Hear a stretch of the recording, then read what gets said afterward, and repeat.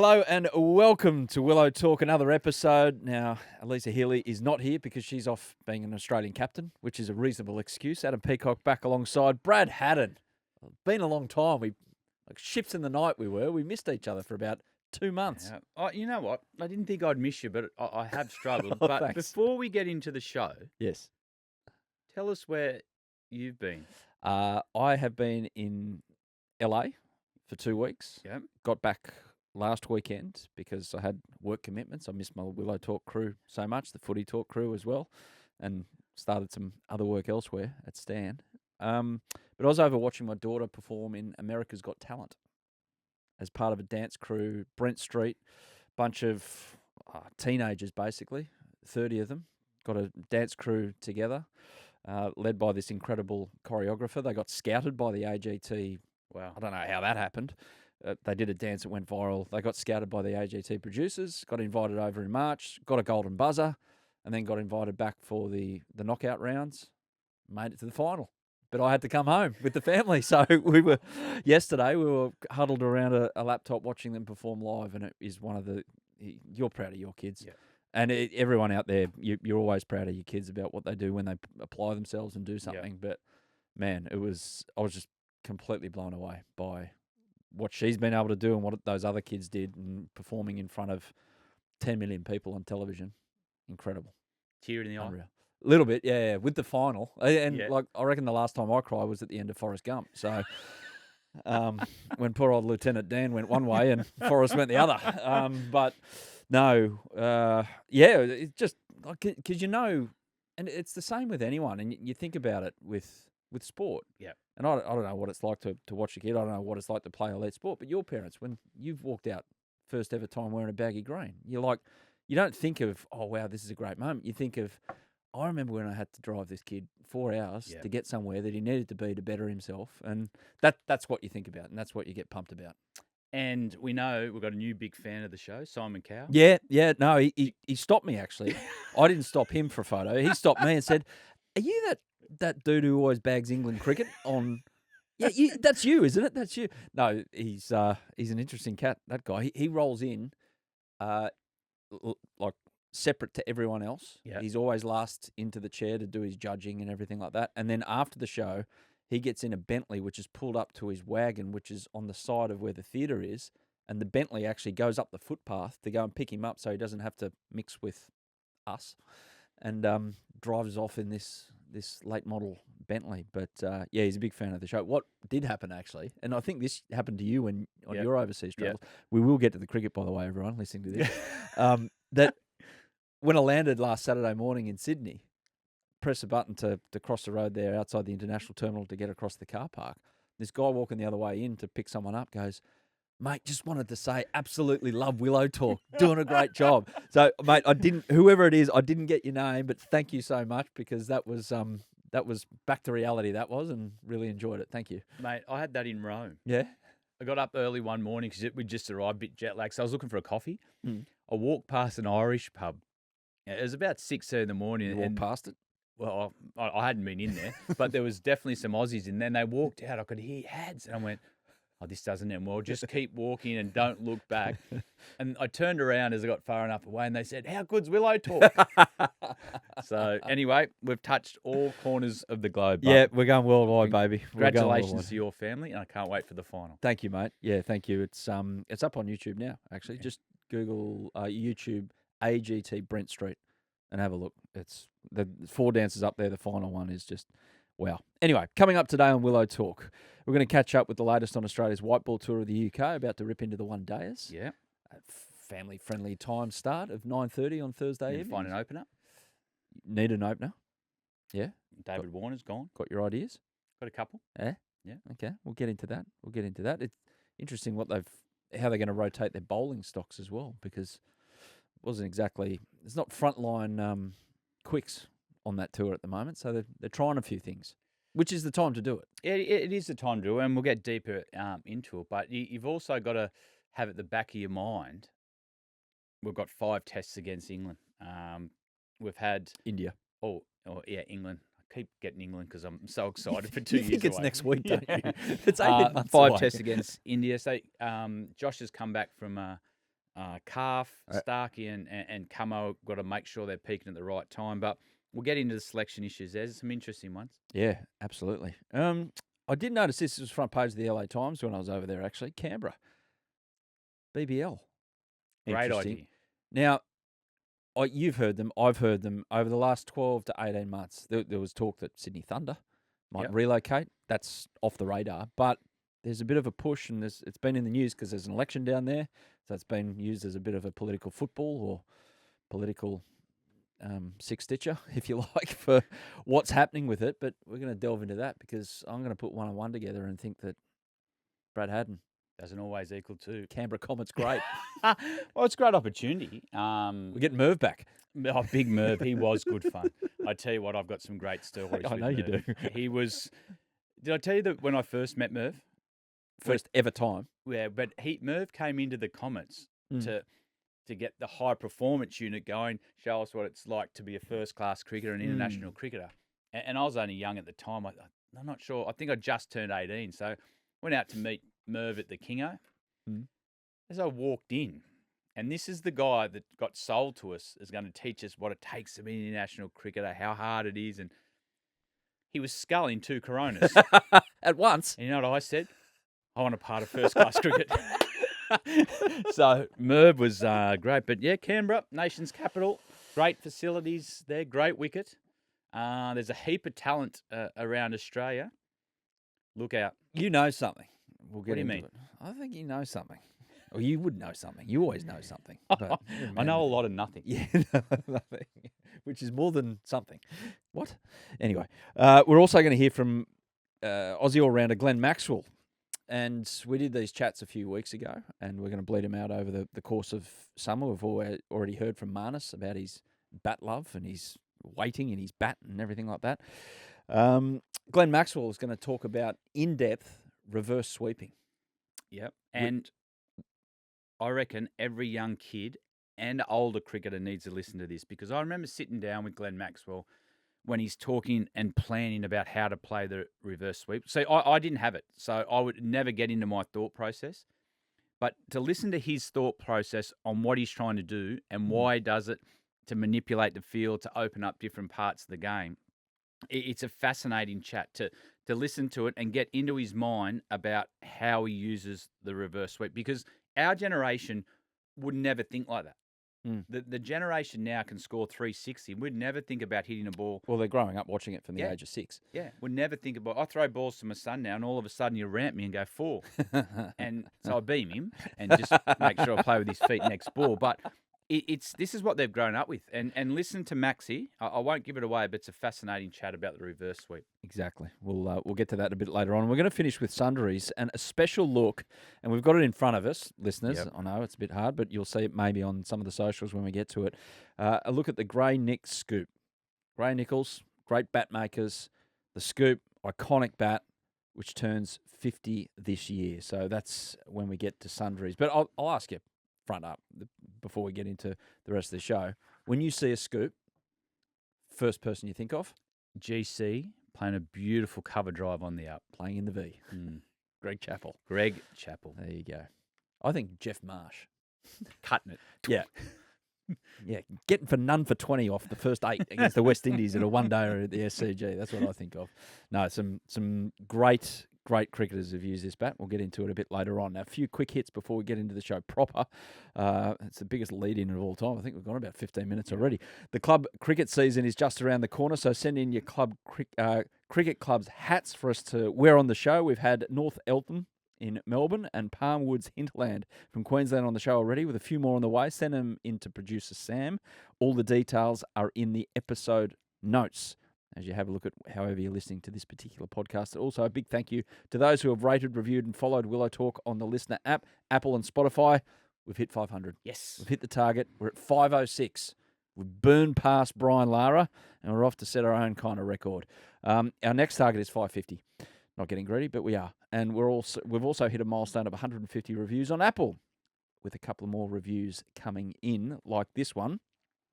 140 Top Score says, love the chat, great information and fun listening with loads of good-natured banter. Love Heels' voice. Well, sorry, 140 Top Score. You're not going to hear it today, unfortunately, 'cause Mate, she's off I tell you, planning. we all love Heels' voice, but because she's got that beautiful voice, she gets away with a lot. Yeah. Sledging us. Yeah. She's got a nice way of telling you that you're shit. She'd be a Yeah. good selector. What was it? The Velvet Sledgehammer or something like that. Yeah, Velvet Sledgehammer of Healy. Mate, she's going to break a record too. Yeah, I heard that last Yeah. week when you had, I did like your Sharjah. Sharjah, postage stamp. Yep. Good deck. Yep. 100 and what? She's going to beat Josh Inglis's record. Going to get a record back for the fastest 100 in 2020. You put it on it, put the pressure on it last week. Fastest 100, win it, and don't even blink. Well, look Easy. at all the finals. She plays better when she's under pressure. I know. When she's got nothing on the game, she relaxes and her head goes everywhere. In a final or under pressure, mate, she's a different beast. One more nice little message here from Blue Raja 1 says, keeping it real. Love the pod. Great wraps of all the games, insights and banter. Mini pod keeping it real is calling. I'm sure you'll find some space to fit it in. Yes, last week the first 10 minutes was keeping it real. And then Sam barged in and said, enough. Producer Sam. We locked the door. I've already been to HR. You're like Max Walker yeah. on the 12th man. Yep. Like poor old Richie in the commentary box. How many letters do you get before you're out the door? I reckon you got 3 strikes, you're out.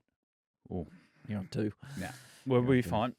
Here we go. Let's get into it then. Australia, England, always good when they play each other in cricket, no matter what the circumstance. This is a one-day series. The T20 series was tied. No real surprise. It rained a lot in Manchester on the weekend. So there they were, just shaking hands. And the T20 series, how'd you see it overall? Did you get anything out of those 2 games that were played and completed? Yeah, I did. Obviously, Travis Head's full. Mate, he's been outstanding in this form of the game for some time.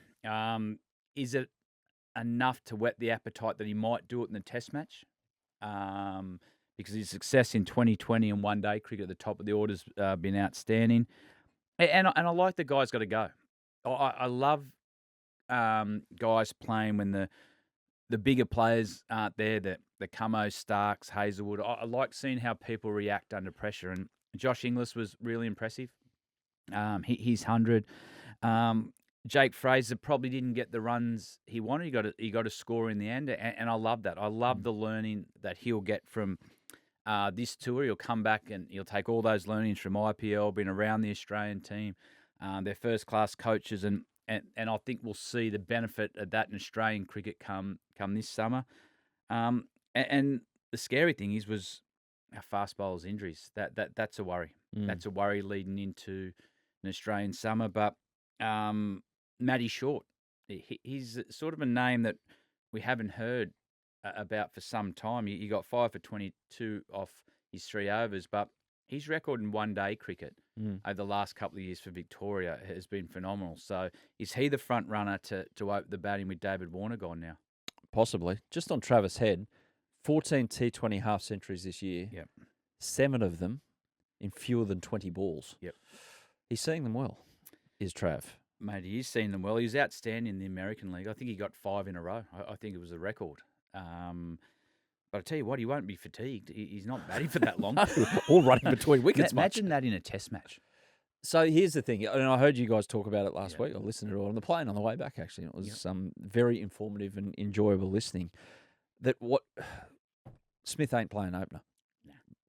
I don't think so. It's not happening, unless something changes dramatically in the next couple of months. So there are a number of ways of going about it to get someone who's been on the radar for a while, one of those names that was pitched up when David Warner did walk away last summer, or you go, righto, we're going to play Trav ball instead of Baz ball. We'll play Trav ball and see how it goes. Now, that could mean that the number 3 is in the first over a lot over summer, but against an Indian attack, is that the desirable outcome for the batting order of Australia? Well, I think Andrew McDonald said the other day he's happy with his top 6, and now it's just what position that they're going to go into. I think Mitch Marsh, he plays fast bowling really well. He picks up length, which is, I think, a must for an opener, and he can put his presence on the game. You got Usman at one end, who's a traditional open, and maybe someone like Mitch Marsh can play a different style. If he bats the first session, he's 50, and if you watch the way India captain, if someone like Marsh goes off, all of a sudden the game will open up in front of you. That they'll put 2 out on the hook shot. They'll put a deep point. So they're known for that. They adjust are. quickly. They do sort of chase the ball a bit. So all of a sudden the game can become easy, and that allows Usman to get into his innings. So going with that style of opener, I think works against India. When do you need to put it into the player's head, whoever is going to do that role? And it might yet be Steve Smith. We're dismissing it, but it could happen. It's still a possibility. When does that said player need to know? Is it night before the test match? Is it a month out? What is it? These discussions will be happening now. I think the one thing Andrew McDonald and Paddy have always been really calculated and really well planned.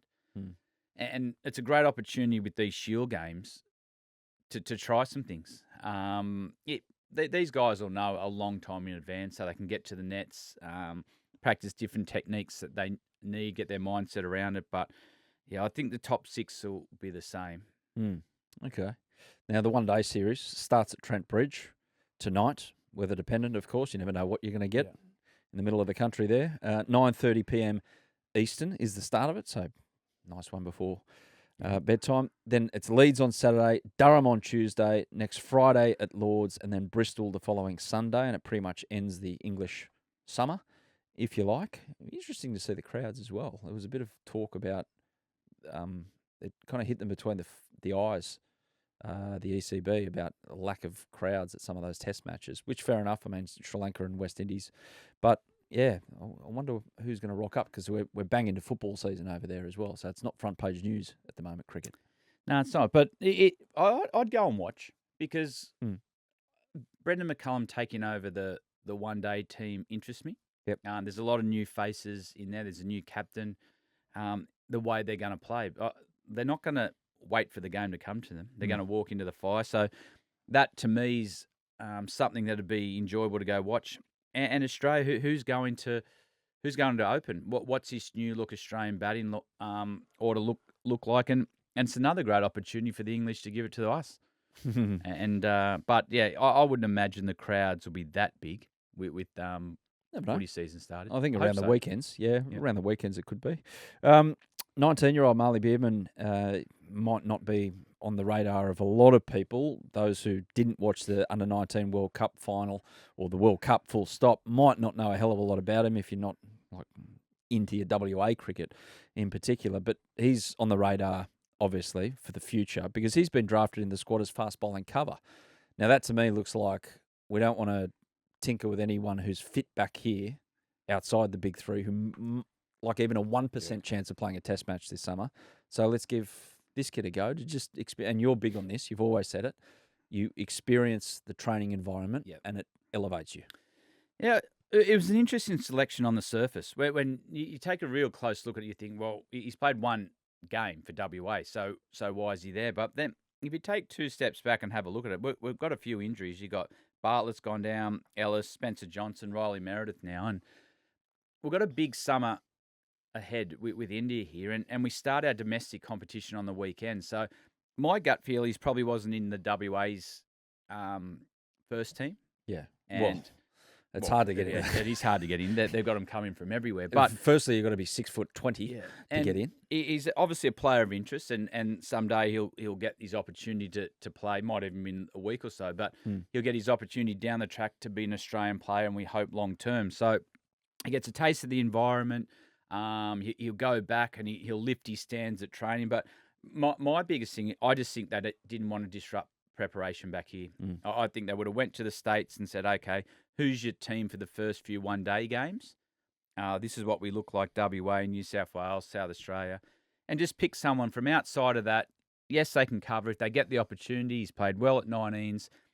But it's important that everyone's preparation back here is on point. Now, some might think, oh, that's devaluing the Australian setup and the national team setup, which you can make that argument. I personally don't have a problem with it. However, I want to ask you, if you're one of those players and you're probably not in great contention to play for Australia over the summer, but you're on the selectors thinking, would you want to be on a plane to go over and be involved in white ball cricket for Australia now, as opposed to the maybe perhaps probably not for later in the summer. Well, I think the one thing George Bailey's done, he's had crystal clear communication with all the players in domestic cricket. And they would have a list of fast bowlers, especially that are players of interest for the summer, that if Stark goes down, they've got a couple to back up and so forth. So I think everything would have been communicated really clearly. Yes, it would be good to be around the Australian setup, but it's a big summer. It's 5 test matches. It's up there, not quite yet, but it's getting close with the Ashes campaign. Yeah, so I don't have a problem with it. It's come from nowhere, but I can. This is the only rationale I can put behind why that would have happened. Yeah, because at the moment, Xavier Bartlett, Riley Meredith, and Spencer Johnson with side issues. Yeah. Is that a coincidence, or I don't know? And poor old Nathan Ellis, who you're a massive fan of, you're probably in his fan club, aren't you? You're on the board of directors of that one. Number 1, I think. Yeah, president, treasurer. Mate, I'm disappointed for him. Yeah, he's done a hammy. But hopefully he can rehab and get involved. He will play white ball cricket for Australia if he's 100% fit over summer, absolutely. Ben Dorshus and Cooper Connolly added to the squad as well. So Cooper gets more experiences over there. So And Ben was already there. Exactly. Australia do welcome back Mitch Stark. Hopefully he gets through okay. And Mitch wakes up with a sniffle, he ain't playing, is he? He's in cotton wool. Glenn Maxwell, Steve Smith, Marnus Labuschagne, Alex Carey. So not bad names to come in. And shout out to Adam Zampa, plays his 100th one-dayer on Thursday. Congratulations, Zampa. Loves playing white ball cricket for Australia. 169 one-day wickets at 28, second only to Warney, 293 as an Aussie spinner. Yeah, was our second most successful spinner. Firstly, just congratulations. He's made a lot of sacrifices of recent time too, Zamps, to get to this 100 games. I listened to his interview and he said he's missed a lot of franchise cricket, so he's peaking at the right time and he still wants to win titles for Australia. So, mate, good luck. He's still at the back of his mind, got that test dream there too. He thinks he's a chance for the Sri Lankan test series at the end of the year. So yeah, well done to him. He's he's been our most important bowler in his white ball setup for some time now. Harry Brook going to captain England. Yep. In Joss Butler's absence. Harry towards the end of the English summer was copping it a bit for being too Bazballish and a little, full on, just playing on instinct rather than with brain. Yeah. The balance was off. What can this do for him? Will it change? What he has to do? I don't think his playing style will change, and I don't think Baz would want it to. He's one of those guys that he is a rare talent. He's what we spoke about at the top of the show. He's one of those guys that can score 360, and he only knows one gear. And I think the one thing they would be talking to him about, we don't want to change the way you bat because you are a match winner, but being captain also allows his the mental side of the game to develop. You can't only think of yourself. You've got to think of different situations, momentums in games, when to go after the momentum or when to pull back. So this will be a great development to see where he's at with his cricket IQ. And if he does well, it's another option in the white ball setup for captain. Butler probably hasn't had the success he would have liked with this group over the last few years. So, yeah, I still think Ben Stokes is going to be the captain. You mentioned that last week, yeah. When the big tournaments come. I think his relationship with Baz is too good not to have him around. But, yeah, Harry Brook, it'll be interesting to see how he goes when he's put under the blowtorch with his tactics. Gus Atkinson involved, test star, all of a sudden. Jofra Archer, he's going to be managed through the series, but he'll play a couple of games, you would imagine. Hasn't played a 50-over game in 18 months or a first-class match since May 2021. Some elite research there done by producer Sam. But Jamie Smith, he's one I want to talk to you about, Ads. What do you make of him? Keeper. I said there's a lot of talk about Jamie at the start of the English summer, and I said on here that this kid can play. They've done their research. He scored a lot of runs under pressure, and this is just another part of his development. As a keeper? I think he can play as both. But what do you make of him as a gloveman? Man, I thought he was good. I thought he was solid behind the stumps. Better than Bairstow then? What Bairstow is now, not pre-injury. Yeah, I think it was a really brave selection decision that worked. I thought Jamie Smith, his stats at Surrey were good. There's been a talk about him for some time. So he's one success story. And now let's see how he goes in the white ball.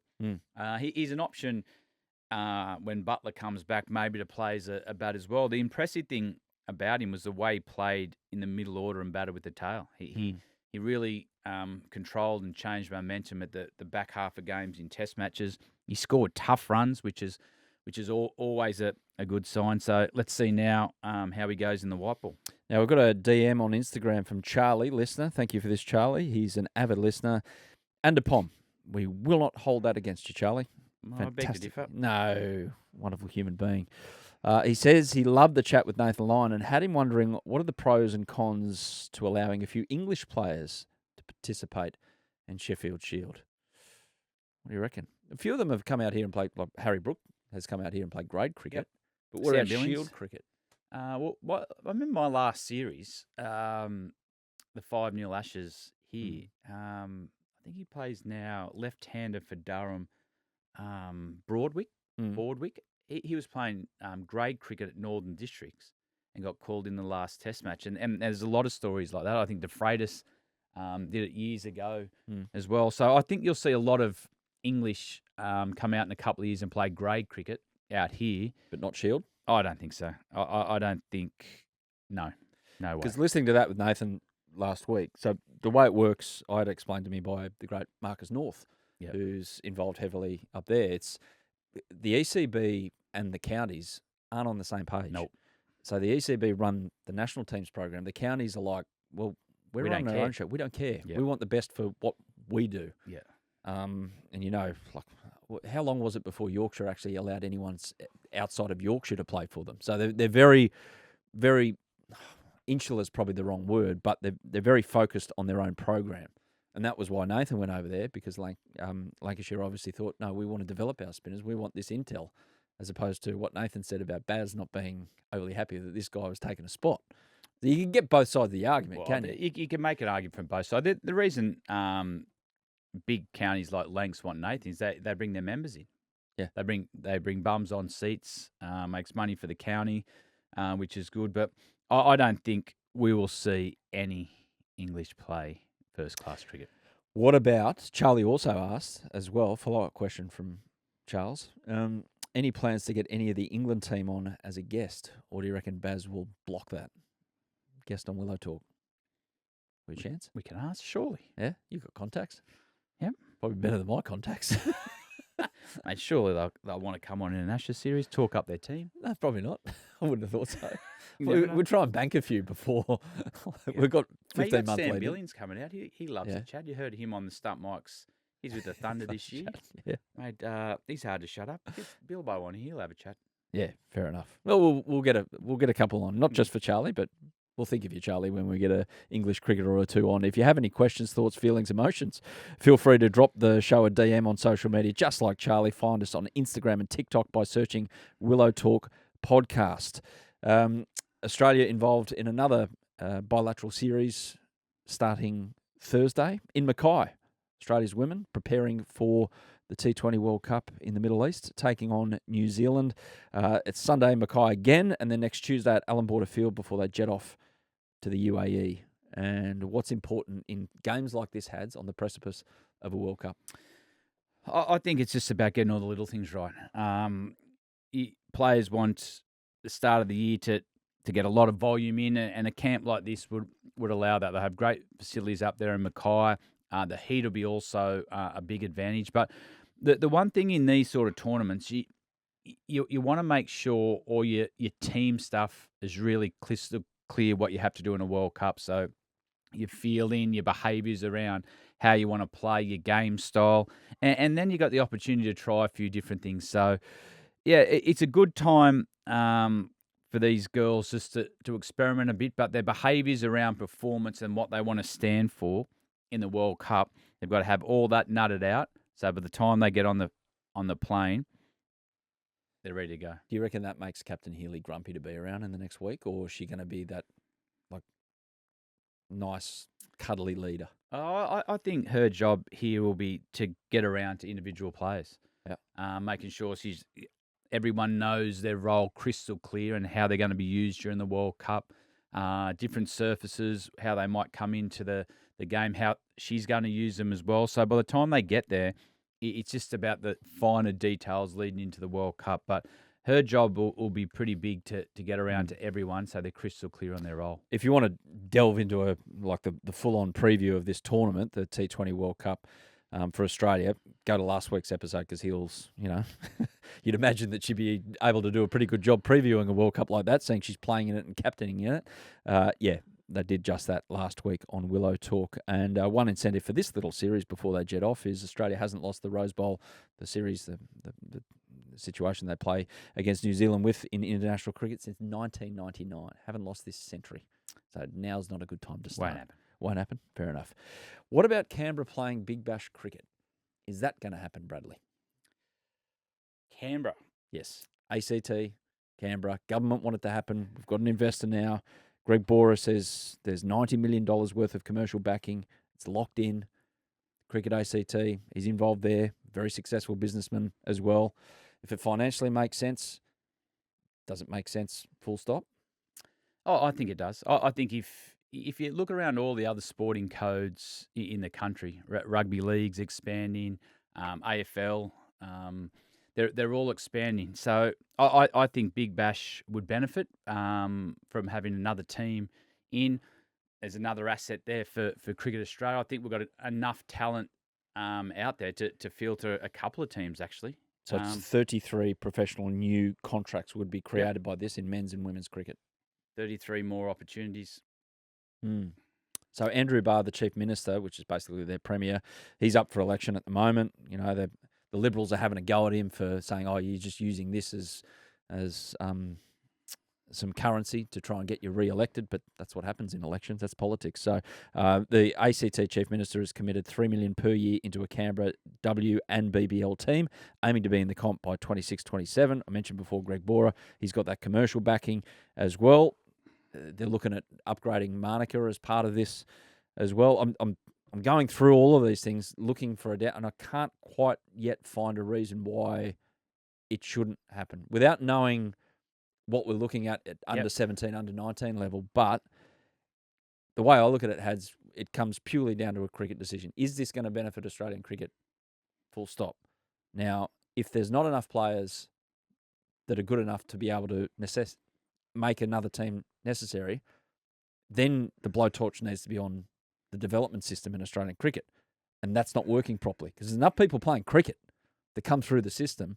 But I get the feeling that there is, and it'll be a good thing. Yeah, I tend to agree. I think there's enough talent out there to probably put another couple of teams in. Take a look at the men's game, for example. You've got someone like Sam Constance.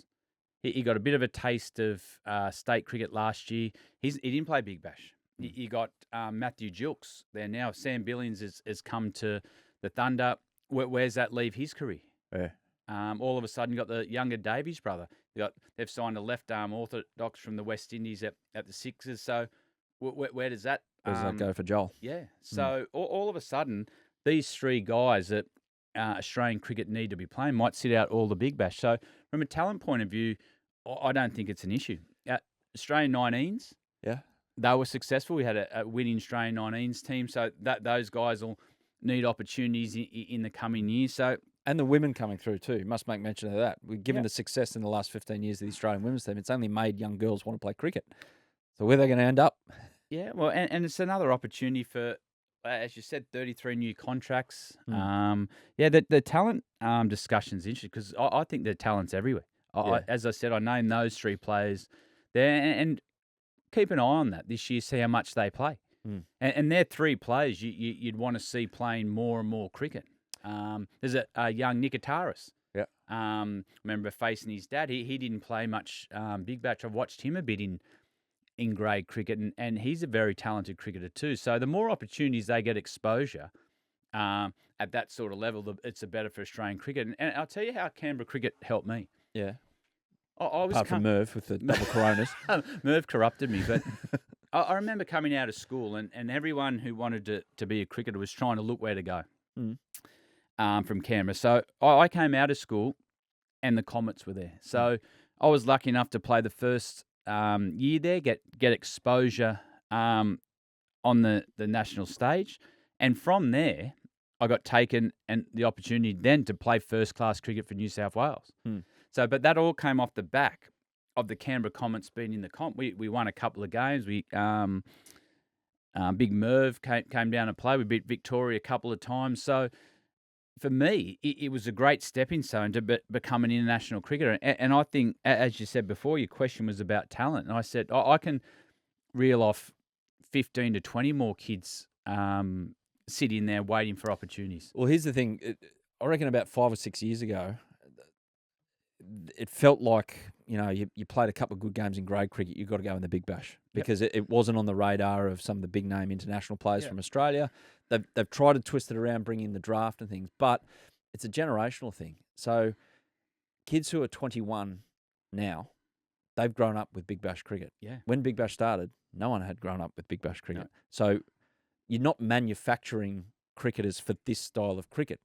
They're being developed all the way through. So there should be enough at the buffet to choose from. I don't think talent's even to debate. You've got great facilities there. You've got Manuka Oval. That's as good as wicket as anywhere in the country to play 2020 on. The crowds were always full there. They enjoyed the games, whether they get international games there or Big Bash games. Well, Stars and Thunder are playing there this year. With all due respect to them, it does feel like, though, there's no local connection. Once you get that local connection...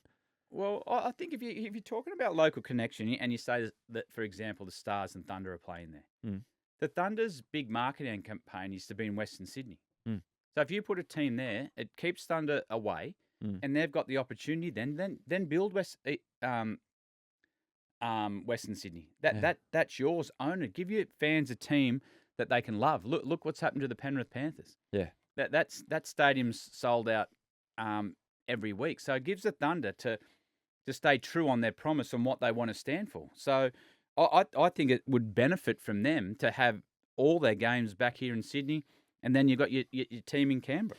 Are you going to celebrate being named a Hall of Fame? Was it Hall of Fame or life member of Cricket New South Wales? You're going to just take that and then just piss off to Canberra if they come in and be. But are you interested in being involved? Well, what I'm interested in, I'm interested in where it lands because I think the case is compelling for Canberra. It gives you another asset to Cricket Australia, another opportunity to produce talent, and also you're there. You've got another. If the Big Bash franchise eventually do come in, or overseas franchises want to come in and buy, you've got another asset there. So I think it's compelling. I think you got everything there to make a really good case for it. You didn't answer that question.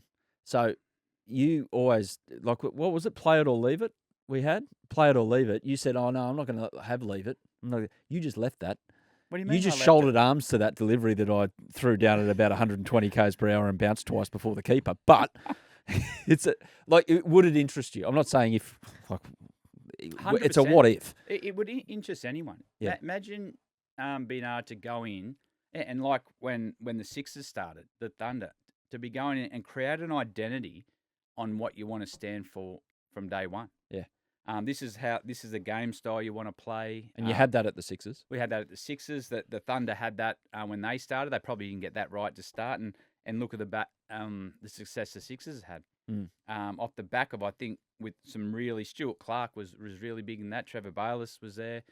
Moses and guys like that were there at the start. And they've carried on that style of play and the culture that the Sydney Sixers have set. So someone like Canberra, you've got a blank canvas to play the way you want to play, the talent you want to go after. But as you said, your questions was there enough talent? Yes, there is. Yep. And your other question was, is it a big enough market? Yes, it is. Yep. For sure. And what happens to the Thunder? I think it's a good idea for the Thunder because then they can concentrate on their area. And have a rivalry as well. You have a rivalry with everyone. Last one on this. Say if they wanted the even 10, where else would you go in Australia? I haven't thought that far ahead. I would, just on a facility point of view, from where the Australian women are playing, what about a North Queensland team? Or is it too hard? Is it too spread out, maybe? Base it in Mackay, great Barrier Reef Arena. Great setup. No, I haven't even gone that far. Okay. Yeah. I know. You said you want two more. Well, you could over time.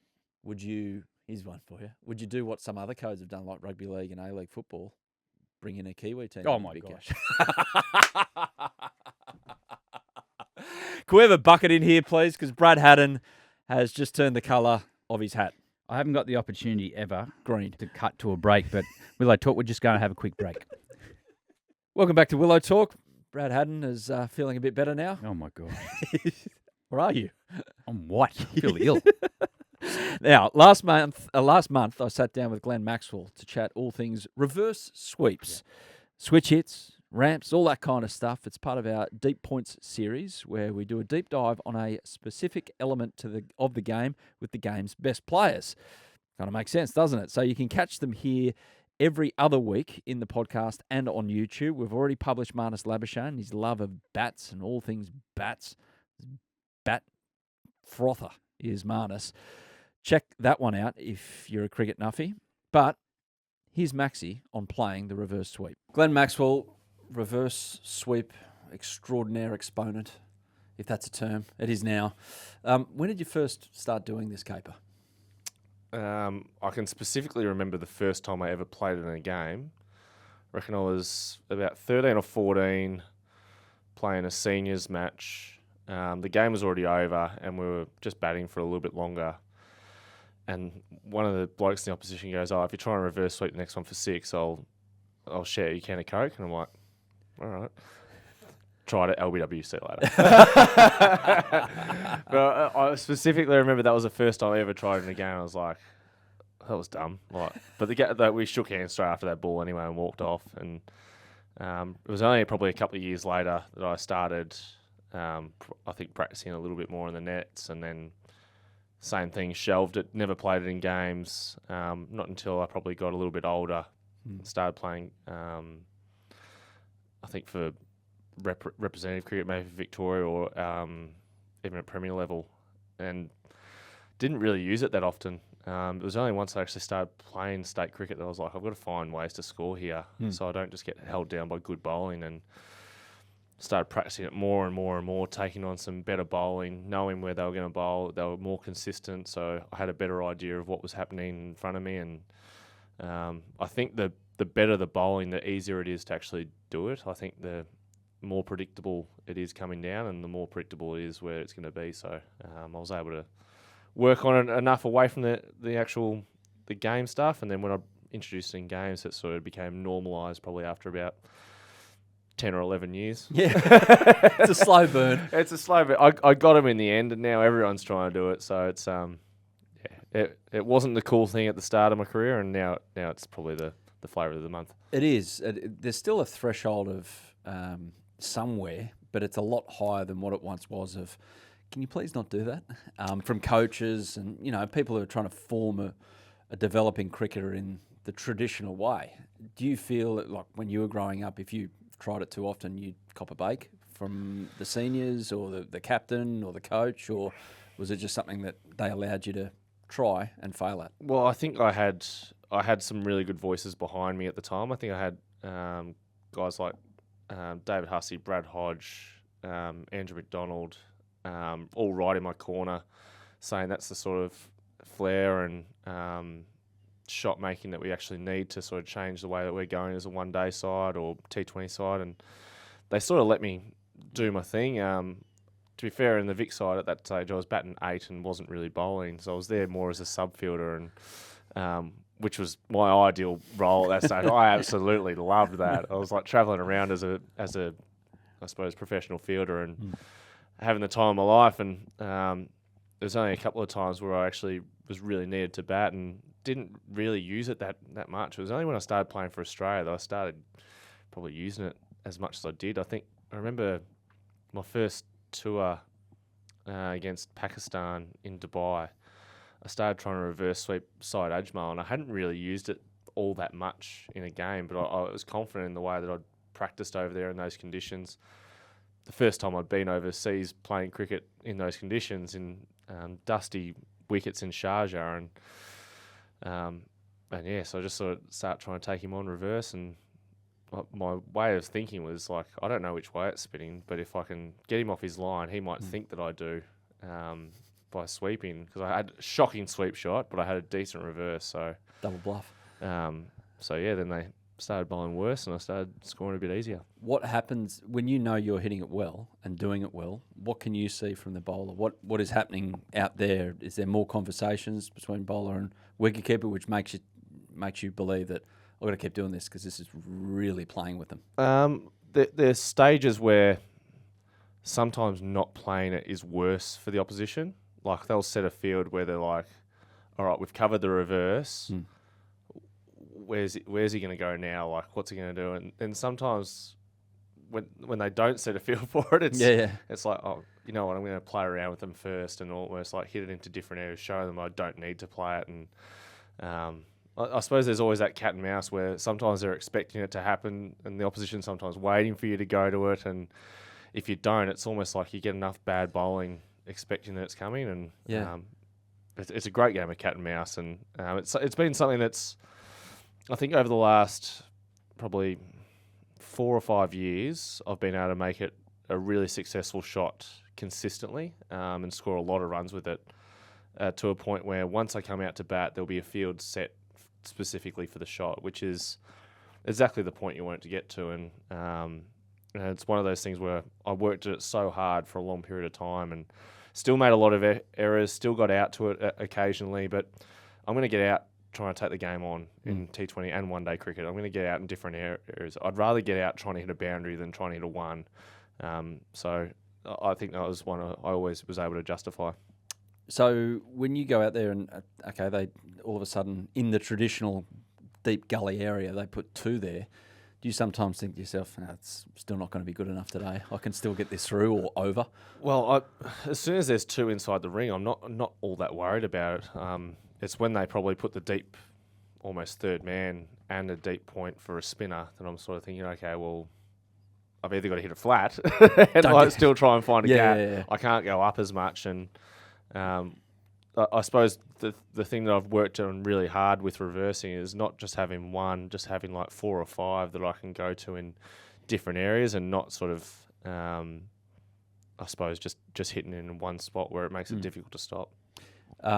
Have you ever, in the modern day, then copped it off a coach or a captain? You're just a snide little time and a place, Glenn, when you've walked back in after getting out to it early on? It was probably more for not playing it. Oh, yeah? Yeah, I copped it. I wouldn't say copped it, but I had a bit of a chat with... It was actually Ricky and Cameron White when we were playing in Dallas, and there was a howling wind going to the short boundary, and I was sort of a bit timid in sort of trying to play it, because I was like, you know what, I can still play down the ground. I ended up getting out, and I was filthy that I didn't just take it on and go, you know what, just back yourself to go that way, and I ended up hitting one straight on the air off. Straight in the air off one of the left arm spinners, and it was just the wrong option. Like I should have just kept trying to reverse and backing myself, but that was probably the only time I got a talking to about it. What did you say? I said, "Yeah, you're right. I probably should have." Because I was playing it in my head. I was like, I really should keep reversing here, because it was a shorter boundary. The wind was going that way. He was trying to jam me up outside leg stump, and all I had to do was turn around and get it up in the air. And so here's proof. Here's rock solid proof that cricket has entered a different dimension, because you've got one of the finest stroke makers in the history of cricket, Ricky Ponting, in Dallas, telling you off for not playing a reverse sweep. Where, like, if you said that 10 years ago, it 15 probably years ago, probably came more from Cameron White, who and Ricky probably just sort of backed it up. But yeah, Whitey was pretty stern in his thoughts that that's a matchup that you should win, and just get it up in the air. Still, it's bizarre. It's amazing, because I suppose those two come from a similar time where Whitey started in late 90s or probably around 2000, and played a lot of I suppose the back end of Punter's career, and Punter was most of the way through the 90s and the noughties, but he was the two of them worked so well together, and to have that feedback actually made it easier for me at the back end of the tournament, because I started sort of just going, first instinct is this is the right answer, bang, and then that was what I just went with. And you're able to sort of live with your mistakes if you back your first instinct, and I've sort of tried to live it that way in T20 cricket. Still, there's a few traditionalists, they're diminishing by the day, that go completely cross-eyed when you do this third ball and get out. But anyway, you're prepared to live and die that way. Sometimes it's all the information that you take in before you get into the ground. I think that's sometimes forgotten. T20 cricket's not a game where you can go, I'm going to give myself 10 to 15 balls, because the game could be gone by the time those 10 to 15 balls. Those 10 to 15 balls, you have a look, you could have lost 2 partners because of the pressure that you've put on them with the run rate going up, and all of a sudden you're in a further hole. You've got to, when you go out there as a new batter, you've got to take the pressure off your partner as much as you possibly can, or get out so someone else can actually take the pressure off him. And I think with that in mind, you're basically you're walking out going, all right, I've seen what the wicket's doing. I've seen the tempo of the game. I know who's bowling. I know who's about to come on. I know what they're going to try and do to me. And that's how you get yourself into a T20 innings. Gone are the days where you give yourself 10. Yeah. It's like, no. That's your the first 3 or 4 balls. You can have 2 or 3 after that to hit a couple or get off the mark or whatever you need to do. But after that, it's... No, you got to get yourself, your team into a better position. Game on. Just for our younger listeners or our ones who want to have a midlife crisis and start throwing this into their grade cricket repertoire, what technically is key when you know you're going to do it? How premeditated is it as well? Well, you've got to have an idea of where the field is to start, and then you've got to have an idea of where you want to hit it. So whether you want to go along the ground or in the air, you've got to decide between those two, whether you want to go behind point, really fine, or in front of point. And all 3 of them and those 2 up in the air, they all have different little technical changes. And I've tried to master it into a way where I've got a different reverse sweep for pretty much every degree of from cover all the way to just past the keeper. And, really? I feel like I can access basically from cover all the way through to just behind the keeper. How much of a net are you, like percentage-wise, are you devoting to this shot?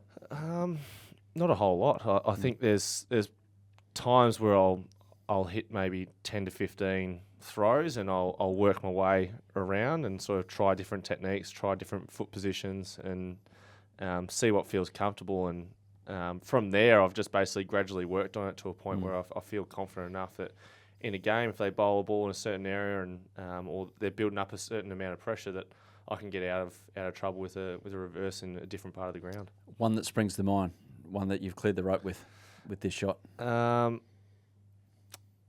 hit one. There's 2. There's one against a pace bowler in the 2015 World Cup off Shapur, the Afghanistan left arm quick. Bowled one around the wicket, pretty much a perfect Yorker. I sort of opened up my stance a little bit, then didn't move my feet and flicked my hands and caught it on the face of the bat and got it perfectly over third man for 6. And I just remember hitting it, just going, "Oh, that was absolutely perfect! Couldn't have got that any better." And the other one was off Yuzvendra Chahal in Bangalore. He was bowling fast into my legs, and I hit one for 6. And I knew the next one was going to be slower and wider. And as he bowled, I changed my back foot and just let it hover to sort of see where the ball was going to be. And it was real wide. And I then changed my shot because I was going to go over point and just flick it. And then I ended up going harder over backward point and higher, and was able to just absolutely crush this thing. It went so hard and flat into the crowd, and I was like, that was literally the perfect technique for that ball. How good. You know what's coming now, though? What's the one you want back, where you tried it and you went, oh? Well, there's a bunch.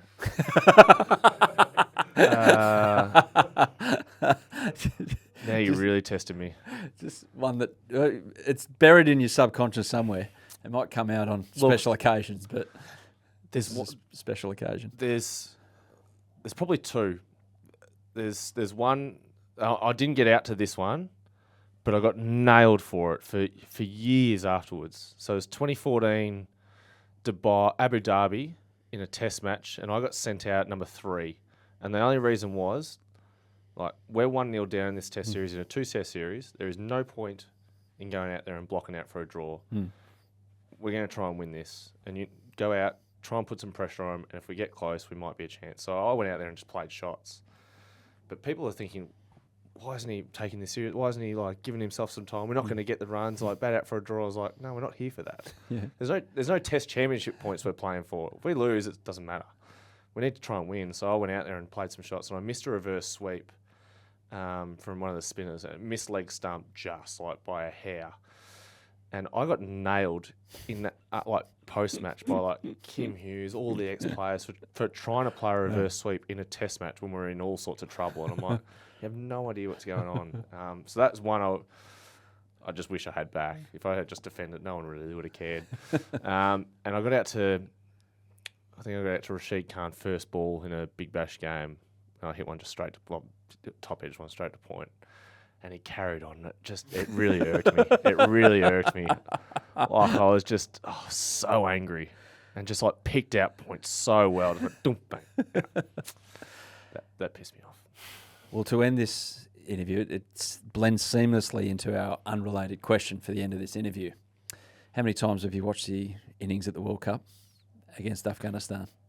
I reckon I've watched the ball by ball maybe once, because I got sent there was something that happened on Twitter that I had the ball by ball, and I was like, oh yeah, I'll watch that. It was like about 20 minutes long, and I was like, good 20 minutes. I reckon I watched the highlights maybe 15 times, I reckon. It was on my Instagram, so I was like, but it's with the Ian Smith commentary, so I was like, it's so good. Like his commentary was so good. Jeez, it was nice. Yeah. Well, it's a nice one to reflect on when you need pumping up before a game. So bloody oath. Good luck this summer. Especially when you're flat. My God, it's good. It's good to rest on that. I bet it is. Cheers, Glenn. Cheers, mate. Yeah, probably not on the radar of a young Brad Haddin growing up in Queanbeyan, the reverse sweep. Can you remember your first ever? Is it like your first ever date? Probably went badly, but you remember it vividly. Can you remember your first ever reverse sweep? Yep, I can. I was at the Gabba playing against New Zealand, and I think the bowler was O'Brien. Yeah. And it wasn't a reverse sweep. I didn't play that. It was a ramp. That's as close as I got to brave it enough to try it. So I thought, I might try one of these. And I hadn't practiced it, and I got hold of it and went for 4. You hadn't done it in the nets or anything? Never. Okay. So I went to try it again. He laid me on my butt. It missed my head by that much. He followed me, and my bat was out here, and I thought, oh, no. So I never thought about it. Like that there, I tried in a game against New Zealand, but it's fascinating to listen to Maxi talk about it. People think it's a cowboy shot, like later generations. But, mate, what goes into it? He talks about the science of it, where he's trying to move the field, where he wants his head. And sometimes on a turning wicket, he finds it easier to use the reverse sweep or the reverse lap to manipulate the field. And for someone like myself, listening to it, I'm fascinated because my thought process was never that. But when he talks about it, you sort of think, oh, well, maybe if I had done that, you would have been more successful. But, he's unique with it. Absolutely. Now, we've got a little prop in the studio today for those listeners. I'm holding in my right hand a beautiful brand new Gray-Nicolls scoop, the modern version, not the old school version, because this is modern because it's the size of the thickness of about 3 phone books. But it's a beautiful piece of willow, which has been carved beautifully, and the good people at Gray-Nick have sent this through. The scoop turns 50. That's why we're going to talk about it a bit. Way back in 1974, Gray-Nicolls debuted the scoop here in Australia. Ian Chappell used the scoop in the Ashes before brother Greg got on board. Clive Lloyd, David Gower, Sonny Gavaskar, Rod Marsh all used it. Brian Lara used the Scoop 2000 when he scored 501 and 375 in the same year. Yep. It's a handy bit of marketing for the good people at Gray-Nicolls. Brian Lara doing that. But Gray-Nicolls have released a modern-day version, and they've sent it in for us to have a look. It's iconic, isn't it? It's such a unique... Well, when it came out, it was such a unique thing to do to a bat, because you think, well, how are you making the bat better by taking some out of it? But it's worked. Well, it's one of the most iconic bats in Australian cricket. My first memory, I'm just picturing a classic cover drive from Greg Chappell. His brother hook shot with the scoop. Yep. What I'd like to see from the scoop, imagine Boxing Day Test match, Mitchell Marsh, helmet off, raising his bat, Yeah. pointing to Jeff Marsh, who started his career with a scoop. With the scoop. Come on the Bison, Boxing Day 100 with the Gray-Nicolls scoop. Yep. Yeah, there it is. It's in front of us, hasn't been used, and producer Sam, he's collecting quite the few pieces of willow for his backyard game over Boxing Day, I dare I say. don't think producer Sam could lift that. No, with what his we're going arms. to do, actually, what we will do, am I okay to say this, Sam, what we're going to do with these bats? Yeah, what we're going to do, the good people of Gray-Nicolls have sent this through, we're going to get someone who actually uses this to maybe scribble on it, and then we'll send it out to a listener. So keep listening. Haven't got the parameters set yet. Don't start deeming as, I want the bat. We'll let you know. But we'll run some kind of competition and have some listener interaction, Bradley, to get this. And Maybe get the Triple M call team. Yep. All over it, or the Willow Talk guests. Brayshaw used one of these, didn't he? He was a Gray-Nick man. Brayshaw's not that old, is he? I don't know. Yeah, he is. He looks young, but he's old. Yeah, I know he used Gray-Nicks. He was an elegant player, Brayshaw. Yeah, exactly. But I thought he was more of a elite. Okay. Well, keep Gray-Nick listening elite. and we'll work it out what we're going to do with these bats, but definitely we're going to involve you, the listener. Domestic cricket is back this weekend. This Sunday, New South Wales play WA out at Cricket Central, Sydney Olympic Park. It's a replay of last year's one-day cup final where WA were just way too good, won by 5 wickets. Josh Phillippe facing his old state straight away. Is he? Ah. Is he selected? Oh, okay. That's one of those. You're throwing that out there. Not sure. Mate, young Jukes did a good job last year. Have you got any memories of first game of the season? Everyone keen? Everyone just relieved that pre-season's over? So you're actually playing games of cricket. It's still September. Clocks haven't quite turned back. I remember our first game used to always be at North Sydney Oval. Mm. Packed, flat wicket. 400 plays 400. Oh, mate, it was a great day. And I remember leading into one season and come off a couple of hundreds in a row in the practice game. So I'm coming in red hot on a flat North Sydney. It was the first time my wife had brought a family to come and watch. I think you've told this story. I think But run out without facing the ball. Who was it again that ran you out? Corey Richards. Oh, yeah.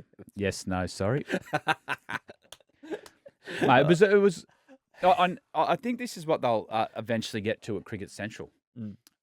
Is if you get the first game of the year, becomes a bit of a tradition. You train there all winter. You know the surface. It's a pretty small ground now, so you could fit probably 5,000 and look packed. Yep. There, but North Sydney was always a great venue to start the summer, and it was like when you used to play the first Test match at the Gabba. Yeah. It sort of kicked off your campaign, and New South Wales strong team this year. Nick Madison's already got 100 in a practice game. Good stuff. Yeah, we had Nick Maddo on a couple of weeks ago. It was a great chat. So I think He's improved a lot. Everyone in Australian cricket is wishing that guy well and get back to where he might end up. I was away for that chat. Yeah. And you remember, did you speak about the toasted sandwich? Yeah. Well, It's up on Instagram for the listeners who missed that one. Well, it brought up last night actually with my kids. I was listening to the chat, and Nick Madison and Moses one year came to my kid's birthday, and my oldest boy loved Nick Madison. They were really nice to him when you played. They'd follow him around the change room. And I remember when he put the sandwich in his pocket, and I'm feeding Zach in his high chair, and sort of walked in the kitchen to get something. His toasted sandwich was gone. Yeah. He said, "Oh, can I have another one?" He said, "Yep." Went to get it, and he was eating one when I got back. I said, "Where was that?" He was eating it and putting it in his pocket. And see, that's the influence the modern day cricketer has on kids. Role models. Exactly. Now, Marnus Labuschagne is Queensland's new captain. He's facing a suspension before he plays a game. He was charged with level 2 dissent against an umpire while captaining Redlands in Brisbane's Premier Cricket T20 competition against Valleys. Marnus was arguing about a catch that was taken off a bump ball. He's set for a tribunal hearing sometime soon. Not the ideal start for captaincy. Well, no, it's not. And especially with someone in the standing in the game Marnus has. We've seen the success he's had on the field for Australia over the last couple of years. And the next part of his development now, he's been given opportunity to captain Queensland. He's gone out in a great game. He probably let his emotions get the better of him. And that's the one thing he's going to have to learn. Cricket Australia are looking for leaders. Yes, it doesn't look good that he's got level 2 descent, but he's got to sort of use this as a learning curve for him. Yeah. Go and talk to guys, your Haydens up there in Queensland, Healy, different guys like that, and learn to keep your emotions intact, because we need him captaining well. We need him to score runs, and if he is successful as captain, you just don't know what opportunity is going to come down the track. So a good lesson for Marnus to keep his emotions intact. Did you ever get told to pull your head in? Because you got a bit combative out there on occasions. I've learnt some lessons, definitely captaining. I remember, I know where you're going with this. I remember playing Queensland in a final in 2005-06. That's exactly where I'm going with it. The game before. What happened? Well, the game before, we're playing Queensland at the SCG, and Porky Parker was umpiring. Mate, great umpire, good bloke to have a beer with after the game. But, mate, he's one-eyed Queensland. We had Jimmy Cameron. He was the same. Mate, we hit him on the pads going down leg. He's giving it.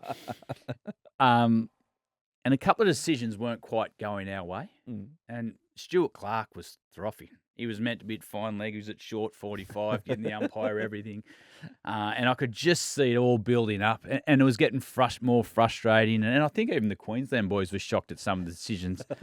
So at the end of each game, you have a captain's meeting with the umpire. And I remember saying to Bayless, I'm going Hardy.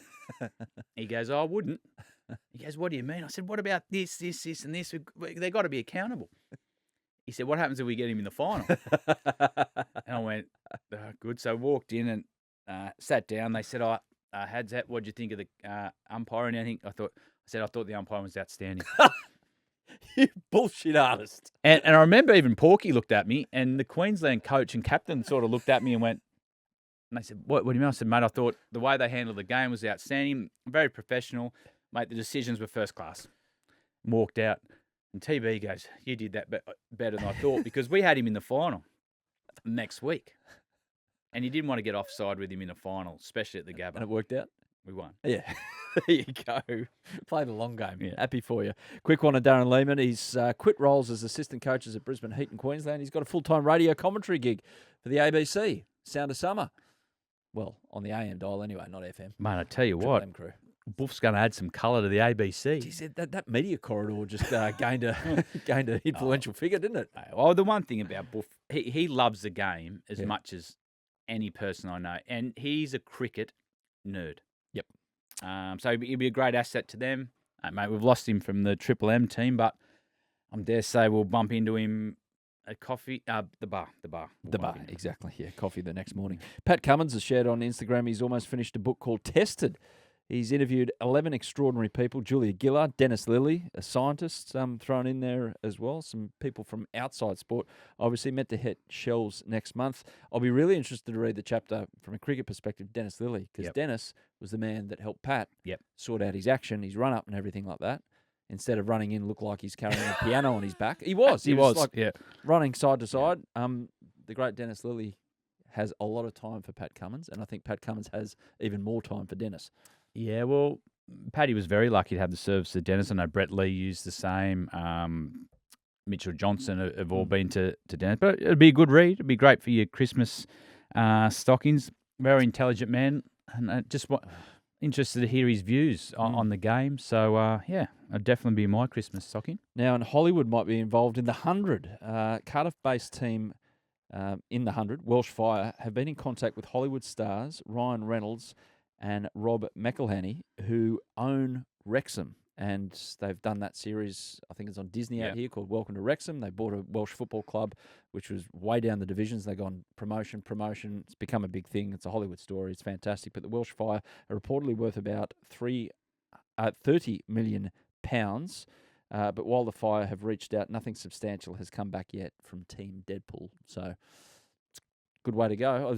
It's going this way. Franchise cricket. There's going to be private investors left, right, and centre involved before you know it. If not, all the Indian teams owning franchises around the world. So another good idea to have a Canberra team. There you go. Another asset. There you go. Are you going to get ahead of the game here? You're going to be like hiding in gum trees this weekend when grade cricket gets underway for some young talent coming through? What is it? 2020, start of the 2020 Yeah. comp. You going to be around the place? Well, let's get back onto Margot Robbie. What about her? Mate, she's Barbie. Yeah. Maybe she'll be a great owner for the Sixers. Oh, there you go. Yeah. Yes. Good point. Yeah. Hugh Jackman, Sydney Sixers, maybe? No, Margot Robbie, probably better. Chris Hemsworth, the Stars. Chris, he lives up in Byron, so maybe Brisbane Heat can get in contact there. And I'll Not tell you far what, away. he wouldn't be bad at the Stars. Mate, Yeah. you could sit there with Stoin, the Hulk. Mm. And you never know, Stoin might get a spot in Deadpool. Exactly. I think that's us for this week. We talked a lot, Yeah. but it was good to have you enjoyable. back. Oh, thanks, Bradley. I missed you, actually. Appreciate it. I missed you. We're back next week. I don't know how many times we're back next week, but we're going to be back on Willow Talk 2 times next week. Mate, the fans are calling for more. Double invoice, you beauty. Pay for that holiday. Brad Haddin, thank you, mate. Keep it real. And have a great week, everyone. And if you're getting back into your cricket this weekend, hit them well, bowl well, enjoy it. Yeah, thanks for watching the Willow Talk podcast on YouTube. Don't forget to hit the subscribe button so you don't have to miss an episode wherever you are. And while you're at it, check out these videos up here. They're mostly good.